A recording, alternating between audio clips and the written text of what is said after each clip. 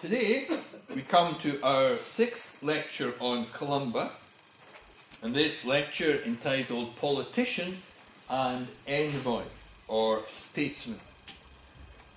And last week we focused on Columba's encounters with King Bridei of the Picts. We saw that Bridei was the dominant power in the north of Scotland at that point. We saw that Bridei had inflicted defeat on the Scots of Dalriata just before Columba arrived from Ireland. We noted that the new king of Dalriata, King Conall, because of that, had to be careful in how he conducted himself. The whole stability of the Christian kingdom of Dalriata was on a knife edge. And we discussed how some scholars, especially Ian Finlay, are of the view that one of Columba's principal aims in coming to Scotland in the first place was to do what he could to ensure the continuance of Dalriata. In Columba's mind, the stability of the Christian kingdom of Dalriata was closely connected with the well-being of the Christian church in Scotland, in Western Highland Scotland. And this is going to be a dominant theme when we look at Columba's thinking in relation to other power figures. But all through what he does, his dominant concern is the existence of Dalriata as a Christian kingdom. And so we saw that soon after Columba arrives in Scotland, he set out to meet Bridei of the Picts. Part of his aim was evangelical, converting those whom he could. Part of his aim was as a political ambassador. And Columba himself would never have seen a tension between these two roles. For him, they were closely bound together. We noted that Columba met King Bridei. There is no clear evidence that Bridei ever personally converted to Christian faith, but we do know that certainly after Columba's meetings with him, the Iona missionaries had unimpeded access throughout Pictland. And it also seems that Bridei never threatened Dalriata again during his lifetime. And so it seems reasonable that Columba's intervention, that Columba's contacts, ensured the safety both of the Iona missionaries working in the mainland and also partly contributed towards the stability and the continued existence of Dalriata as a kingdom. So today we come to Columba, dealing with two other great kings of the period. One is King Aidan of Dalriata, the successor to King Conall. The other is King Ridric, or King Roderick of Strathclyde, which was the British kingdom to the south of Dalriata. And it may well be that today we only have time to look at Columba and King Aidan, and we'll discuss Columba and King Ridric next week as part of our final lecture, but we'll see how we get on this afternoon. In 574, King Conall of Dalriata died. And all his reign, King Conall had to steer a careful course. His predecessor was King Gavrain of Dalriata, and Conall came to the kingship in the wake of Bridei's victory over Gavrain. And so all through his own reign, King Conall had a policy of not further antagonising his powerful Pictish neighbour. Conall was a survivor. Conall had also been a good friend to Columba. He welcomed him when Columba arrived from Ireland, and almost certainly he was the man who pointed Columba to Iona. But if Columba owed a debt of gratitude to Conall, then Conall also owed one to Columba. Especially this would be the case in terms of the threat of Bridei and his Picts being dealt with. Columba, it seems, both as evangelist and as diplomat, created conditions for peace or truce between Connaught and Bridei, between the Scots and the Picts. And Connaught, the careful, wisely kept within his limits and didn't upset the carefully arranged apple cart. And with Dalriata now more stable as a kingdom, then Dalriata's church was set free to do its work. And that's what Columba had worked for, and that, to a great extent, was what was achieved. But now we come to the rise of Aidan as king of Dalriata. And Columba occupies a central role in Aidan's story. And here we're going to look at Aidan and Columba under several headings: the vision, the prophecy, the coronation, the convention of Drumkeck, and the question of the succession. Connaught, I like to call him Connaught the Careful. Connaught died 574. Who would succeed him as king of Dalriata? Would the nation continue to be stable? And from Columba's angle, would the work of the gospel continue to flourish? And in Columba's mind, the stability of the kingdom of Dalriata and the prosperity of the work of the gospel went hand in hand. Now here, a dominant tells us of a remarkable story. The story is that Columba was on retreat on the island of Hinba, that unknown island which we think was maybe one of the Gervelics. And one night, sometime after King Connaught's death and before a successor had been appointed, Columba had a dream. And in his dream, Columba saw an angel of the Lord. And the angel held a glass book in his hand. And the angel gave the glass book to Columba, and Columba was invited to read from it. And in the book, Columba was commanded to ordain Aidan MacGavrain as the new king of Dalriata.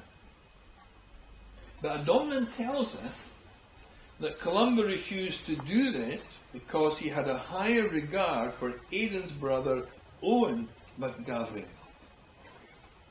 And in Adomnan's story, the angel was angered by this refusal and struck Columba with a whip.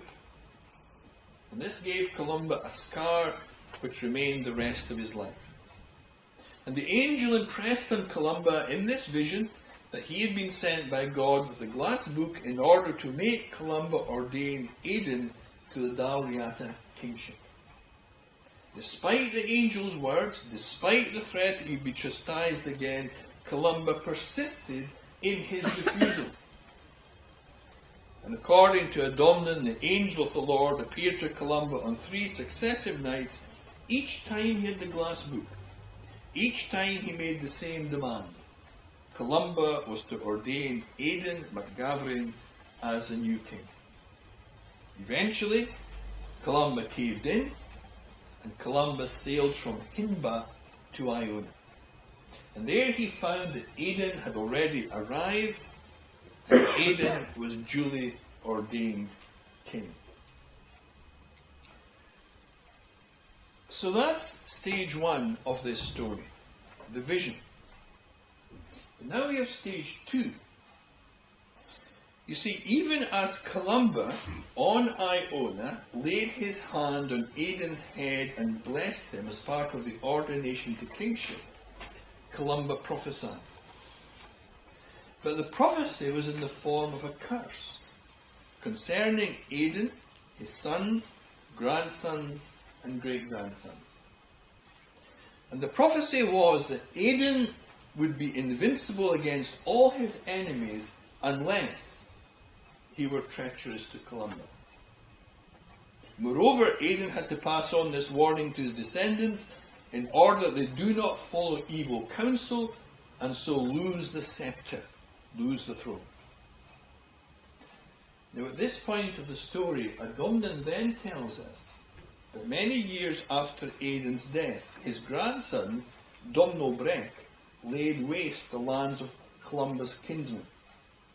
And therefore, in line with Columba's prophecy at Aidan's coronation, from that day, all the line of Aidan was held in subjection by strangers. They lost the sceptre. But that was all far in the future. And for the rest of Columba's life, Aidan was king of Dalriata. Now, the above is what Adomnan presents us with in his life of Columba. And when scholars look at this story, they're puzzled by it. Is it simply a straightforward account of a spiritual vision that Columba had? Or is it pointing to something else? Ian Finlay and James Fraser, they see Adomnan's account as a smokescreen for what they think really happened. They imagine a scenario in which Columba, far from being reluctant to approve Aidan as king, is actually desperate to see a strong Aidan on the throne rather than the weaker brother, Owen. And both Ian Finlay and James Fraser, for varying reasons, argue that when Adomnan wrote his book, it was politic to tweak the story, so as to create the impression that Columba was loath to obey the angelic message. Hello, welcome. Been big traffic problems today. Good to see you.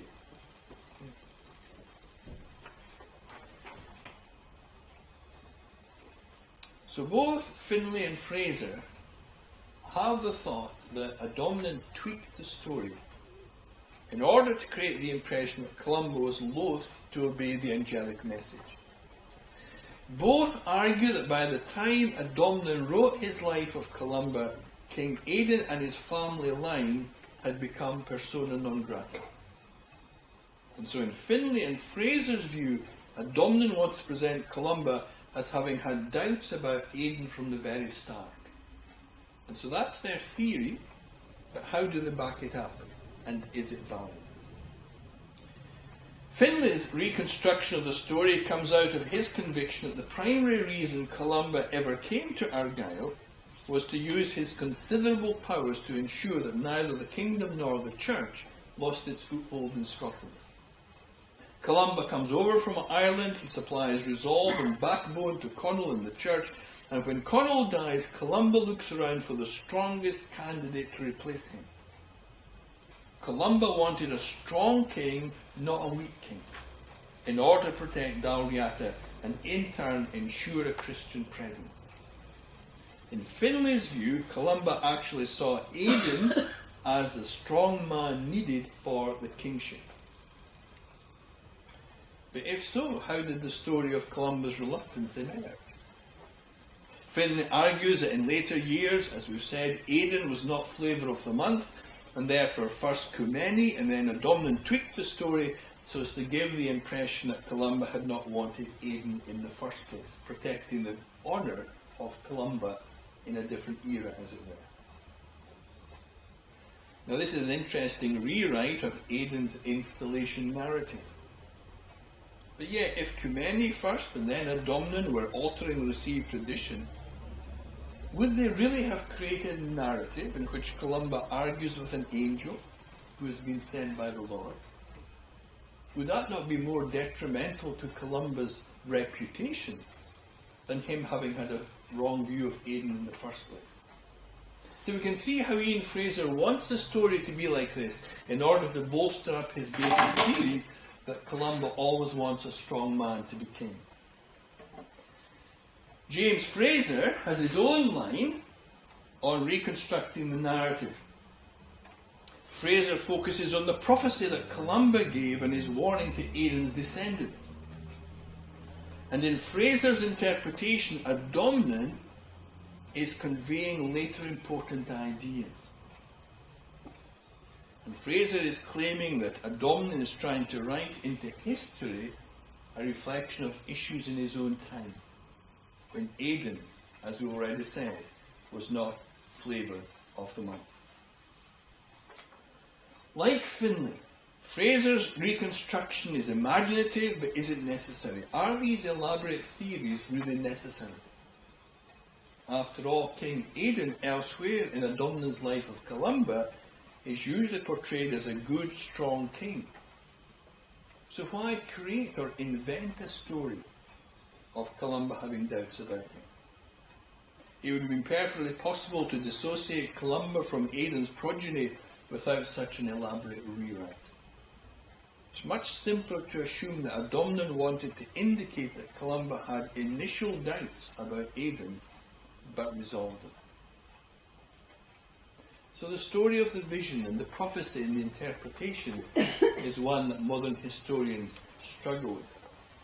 The possibility always is there, of course, that the Lord gave Columba a vision and instructed him to do as he ended up doing. The next thing to consider in the story is the actual event of Columba ordaining Aidan as king on Iona. Was it a coronation? Was it the case that Columba chose and appointed the new king?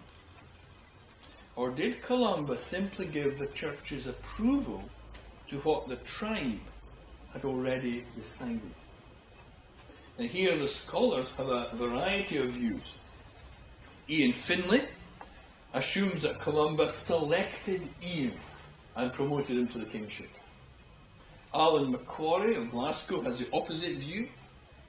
Tim Clarkson questions if the event took place on Iona. He prefers Dunaverty as the centre of the kingship palace. James Fraser thinks the event never took place at all. So you can choose your scholar and choose your viewpoint.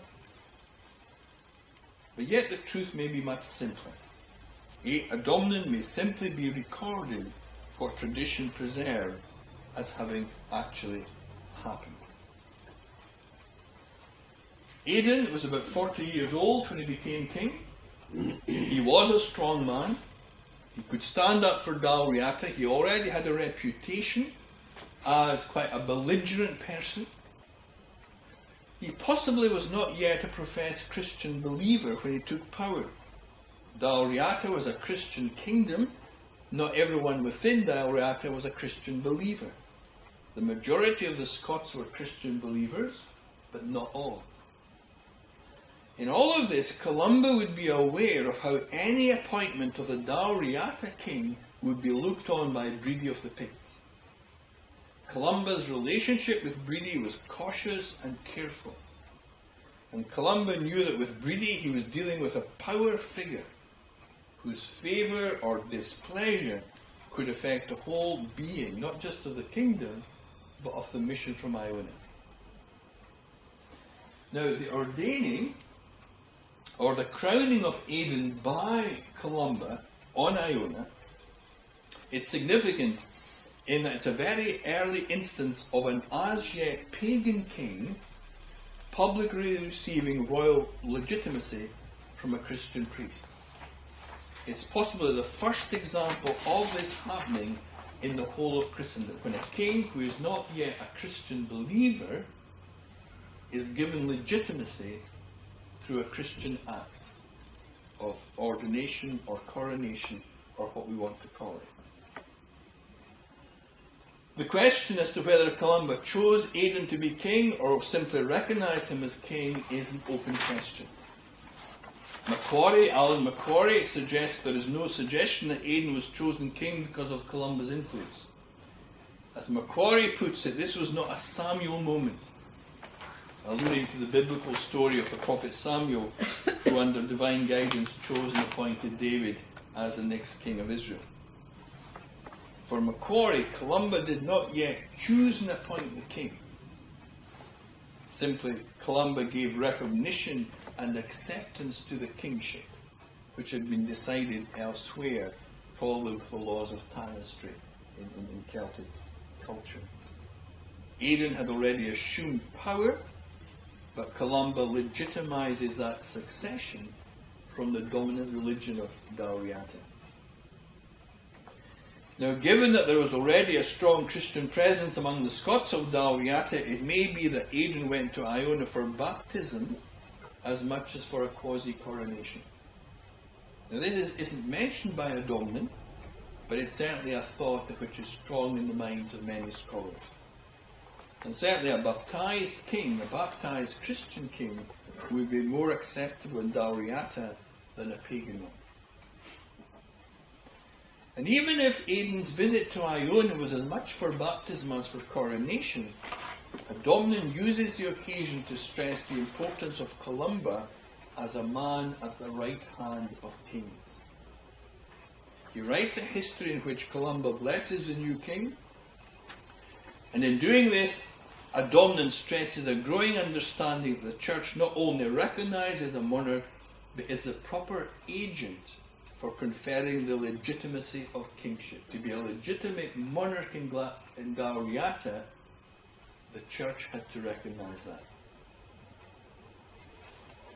And certainly Fraser also agrees with this view, that royalty is now a condition conferred by God, and that the church's blessing is essential to whatever else may happen when a king takes power.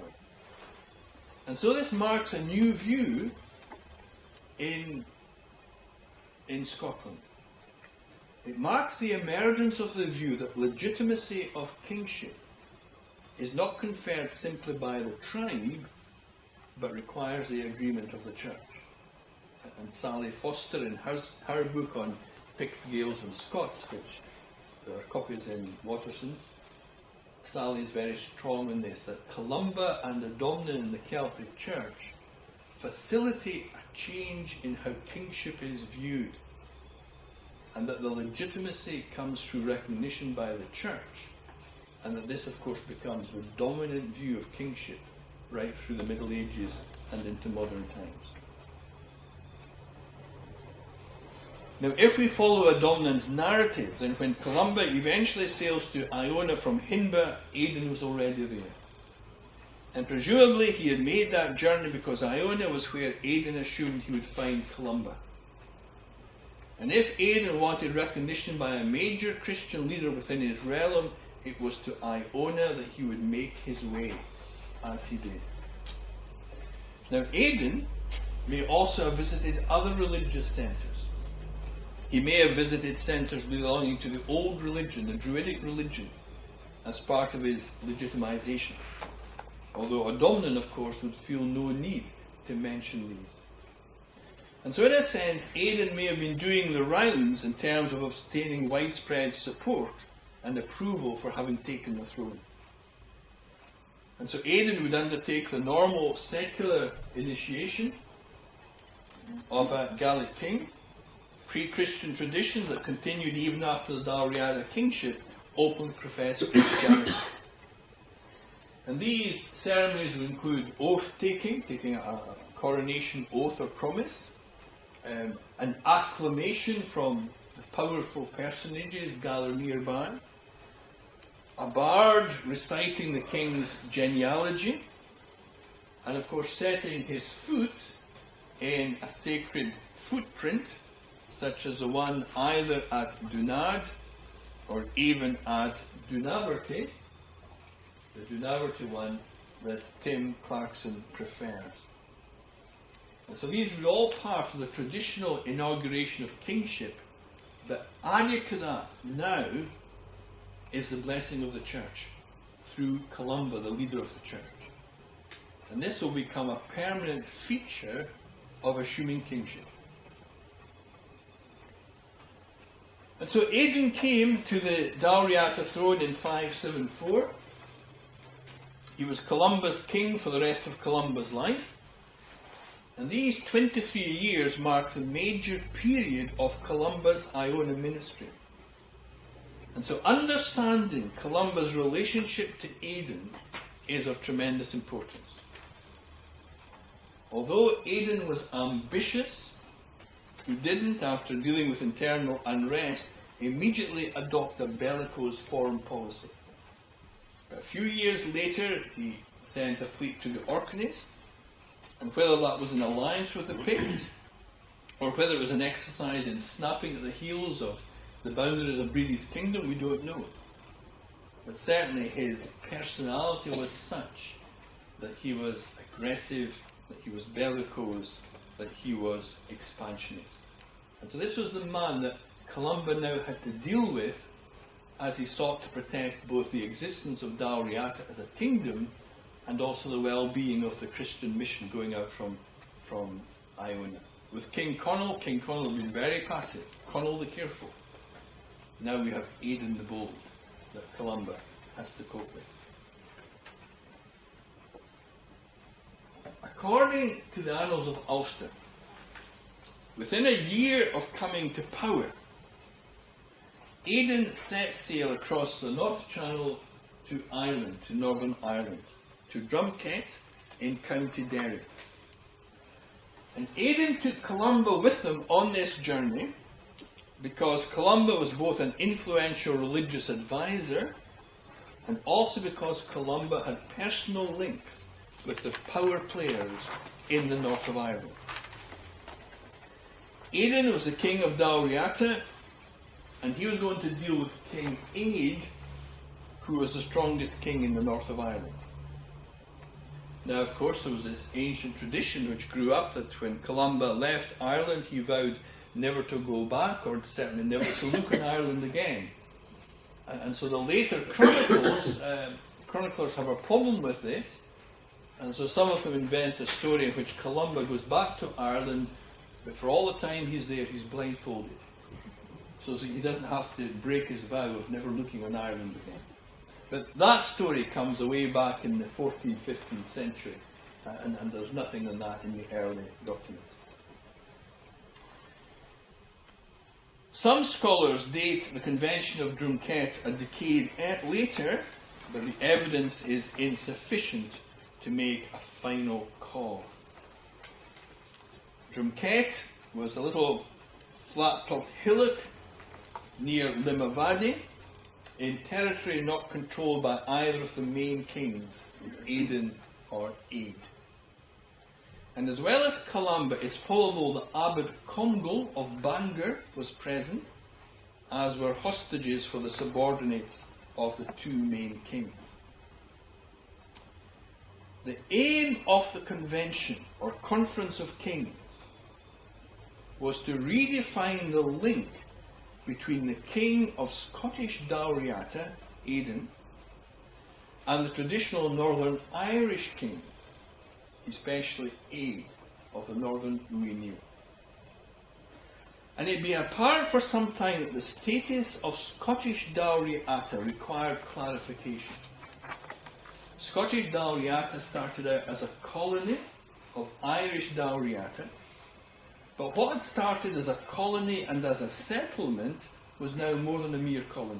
It was a significant kingdom in its own right, and its status had to be redefined, and Aidan wanted that to be redefined.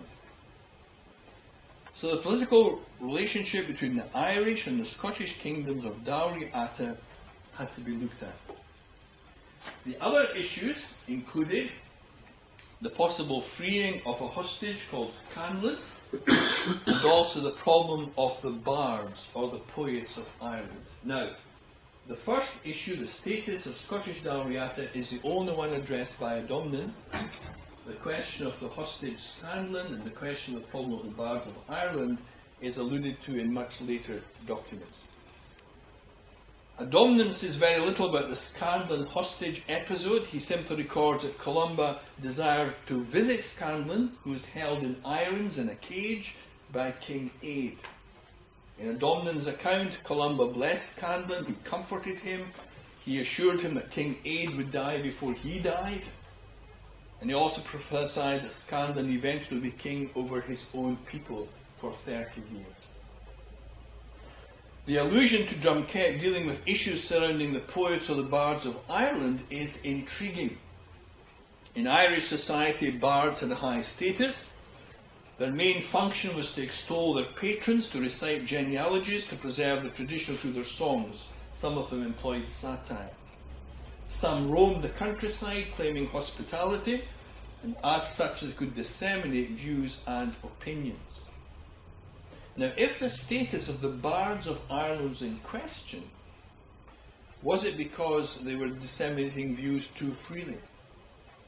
Or was it because the bards were still connected to the ancient Druid religion and were singing about that rather than about the new Christian religion? Again, scholars are uncertain. But there seems to have been a risk that their official status was going to be cancelled. And tradition portrays Columba as speaking on behalf of the bards. He himself had attended a bardic college, and to Columba is given the credit of maintaining the bardic position in Ireland. However, quite definitely on the agenda of the convention was the relationship between Dalriata in Argyll and the parent kingdom in the north of Ireland.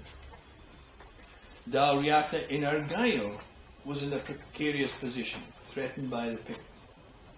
Dalriata in Ireland was also being pressed by powers from the south.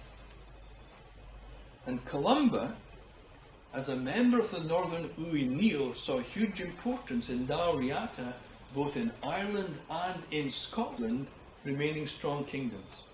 He had patriotic reasons, he had tribal reasons, he also had spiritual reasons. As you said, he saw it as a Christian kingdom which gave a base for gospel ministry. And so both Aidan of Scottish Dalriata and Aid of Irish Dalriata had a high motivation to come to an agreement. They wanted to settle the status of the daughter kingdom. And they had a high incentive to promise one another mutual support if attacked by another power. And that's what Drumcet ultimately achieved.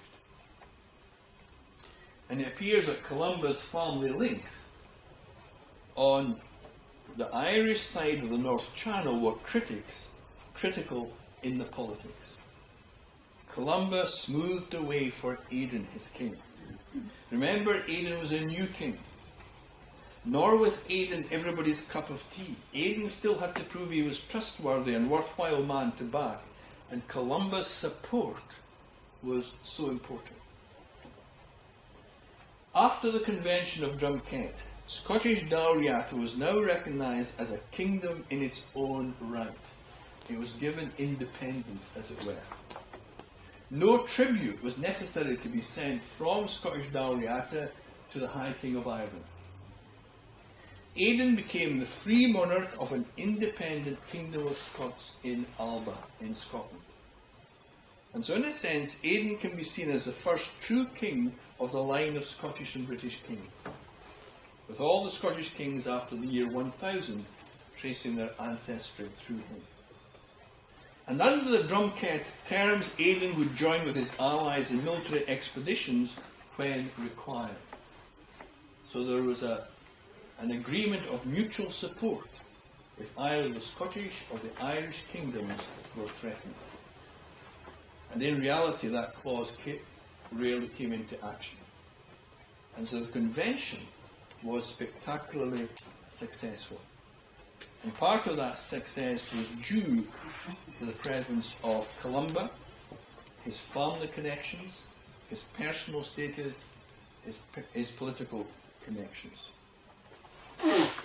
Now, Warren Bardsley, in his little book on the Dominion, he argues very strongly that both Columba and the Dominion were men whose primary message was peace and justice. And the Convention of Drumcet gives Warren Bardsley a lot of ammunition for that particular viewpoint. And so Warren Bardsley interprets Columba's role at Drumcet as the go-between, and for him this is evidence of the early Celtic Church's radical commitment to peace and justice. And as a member of the modern Iona community, this is what Warren Bardsley wants to see in a Dominion and wants to see in Columba. That the early Irish Celtic Church, its main concern were issues of peace and justice. Now that may be, but Columba was also motivated by a partisan commitment in ensuring his own people came out on top. especially against the non-Uí in Ireland. Columba, his main principle in my view, is the survival of Dalriata, and with the survival of Dalriata, the future existence of the Iona mission was secure. But there's certainly no doubt that over the subsequent years Aidan's powers increased, and when Bridei of the Picts died in 584, then Aidan became the dominant power in the north of Britain, with influence in both Strathclyde and Pictland itself. Aidan couldn't ignore the Picts, nobody could, but yet his way of doing things was quite different from his predecessors. King Cornwall's policy had been let sleeping dogs lie. Columba's policy was create a working agreement through diplomacy, allowing freedom for evangelism. King Aidan's policy was, I want to be the top man. I want to be number one. We move on now to the next question. The question of the succession.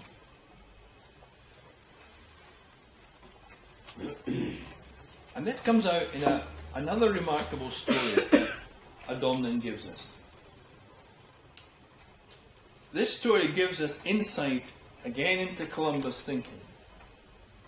Around the year 580, Aidan prepared to set off on yet another military campaign. He was almost always at war. It was against the Meathi, who occupied territory near present-day Stirling in the Central Belt. They were probably mentioned by Roman historians from a few centuries before that, but Aidan is going from Iona, he's going right across, and he wants to fight the Meathi. Now, before Aidan leaves Dalriata with his army, Columba approaches him. And interestingly, in this narrative again, Columba is not portrayed as an advocate for peace and justice, pleading with his king to desist from war. In fact, Columba is never portrayed as a pacifist Christian man. In fact, in the ensuing conflict, Columba intercedes in prayer on Aidan's behalf. Now, we've no evidence that the Meathi had ever offended Dalriata or threatened its security. Aidan was probably simply flexing his power. And so Columba is not reported as persuading him to desist from war.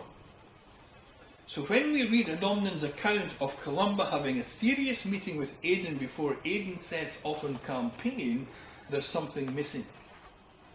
Or at least missing if the romanticised picture of Columba as being simply the dove, the man of peace, is in our minds. And what is missing is the peace angle itself. In the story Columba gives us, Columba's pressing concern as he speaks to Aidan is not peace, but the succession. If Aidan were to die in battle, who would succeed him?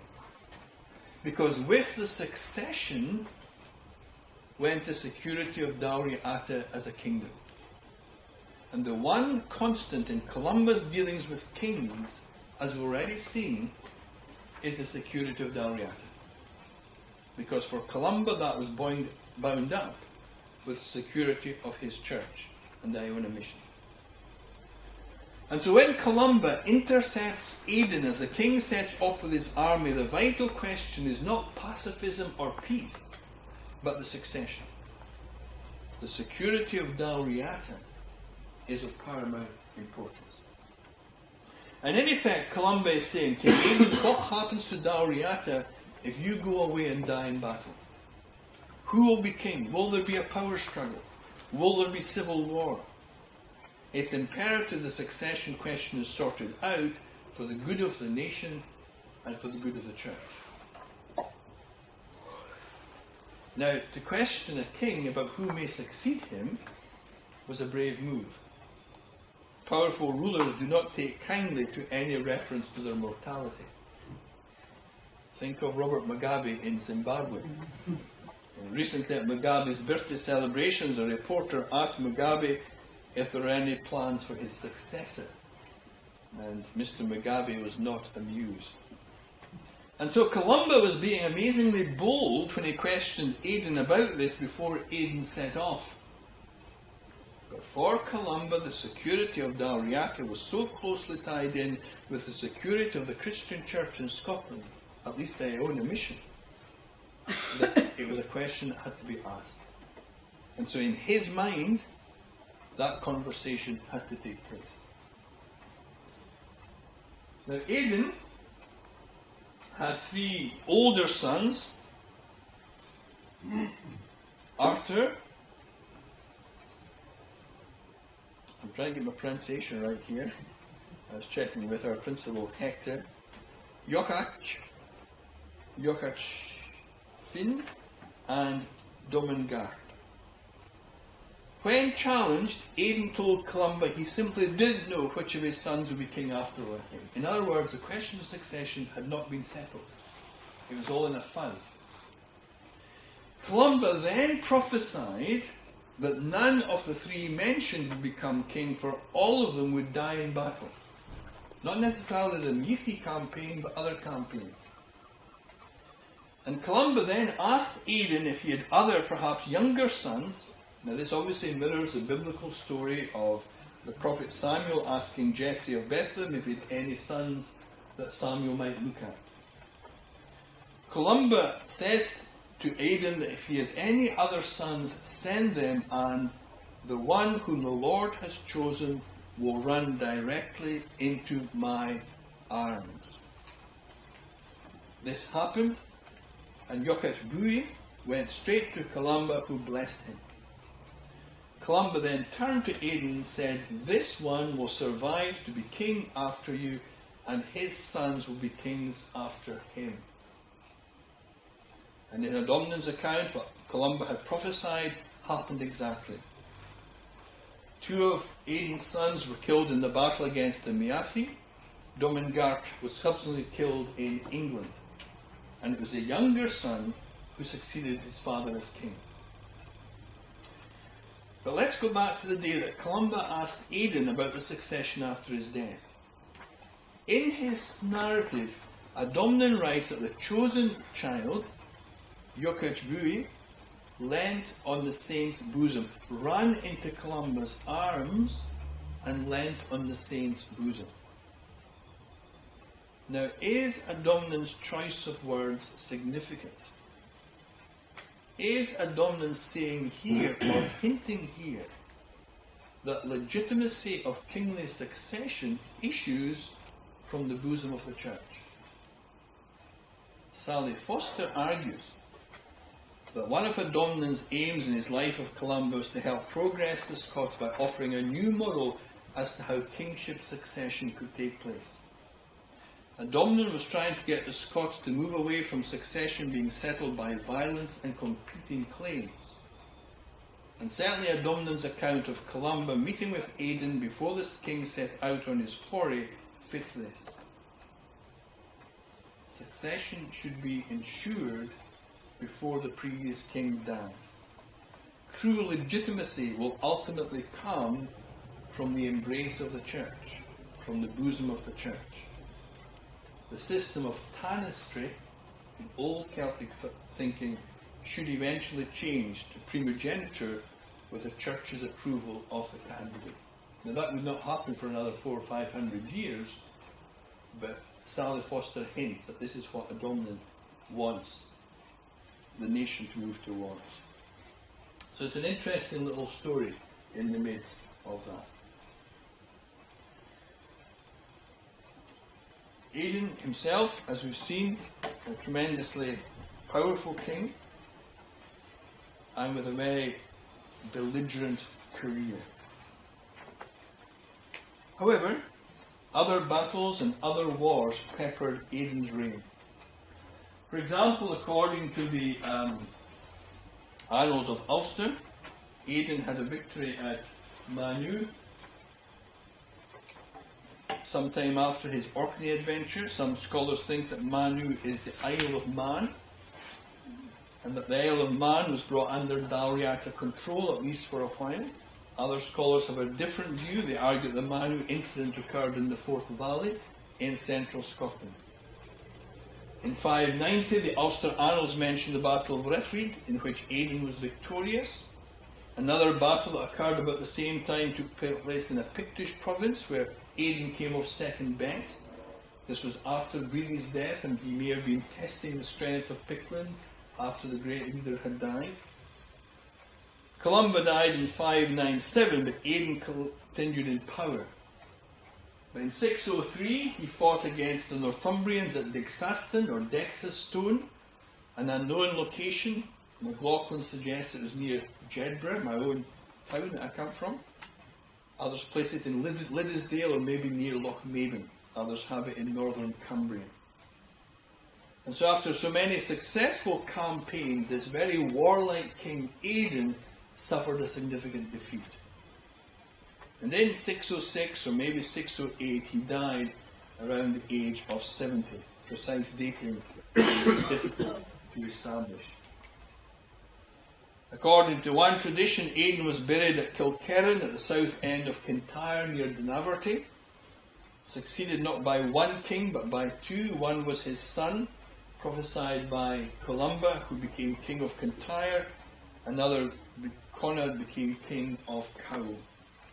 And Fraser suggests some kind of formal agreement was made between them.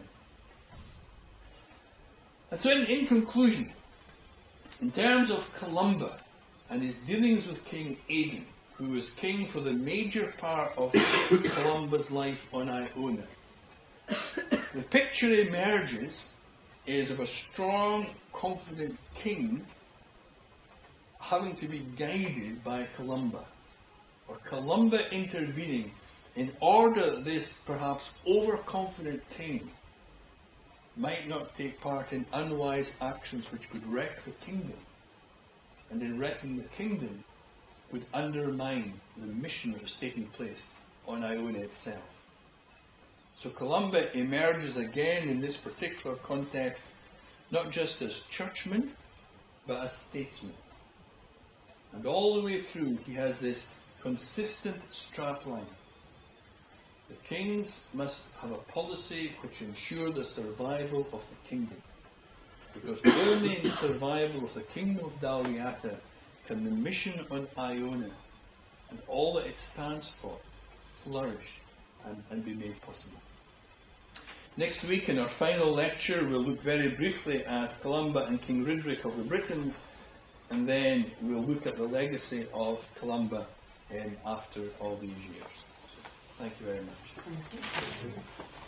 If there's any questions, please don't hesitate.